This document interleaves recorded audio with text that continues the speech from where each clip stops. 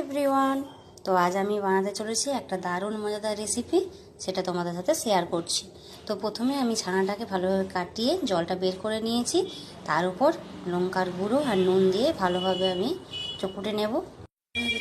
বেসন লেচি কেটে আমি এরকম করে ছেড়ে দেবো। এরকম করে লেচি কেটে আমি একে একে এগুলো ছেড়ে দিচ্ছি গরম তেলের মধ্যে, আর হালকা দমে আমি ভেজে নেব।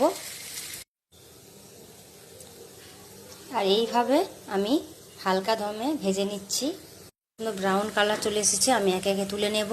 তেলের মধ্যে দিয়ে দিলাম সামান্য পরিমাণ চিনি আর কালো জিরে আর গোটা লঙ্কা আর তেজপাতা।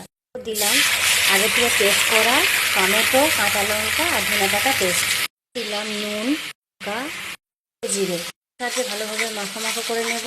থেকে সেদ্ধ করা আলুগুলো দিয়ে দিলাম, ভাবে কষিয়ে নেব। কষে আমি জল দিয়ে দিলাম অল্প পরিমাণ। এর জন্য আমি এটা ঢেকে রাখবো। তরকারিটা পুরো হয়ে গিয়েছে। এরপর আমি বড়াগুলো দিয়ে দেব। বড়াগুলো আমি দিয়ে দিলাম একে একে। ভাবে আমি আরেকবার নেড়ে নেব।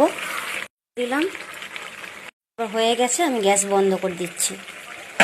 এই রেসিপিটা দেখতে যেমন সেরকম খেতেও ভীষণ ভালো টেস্ট।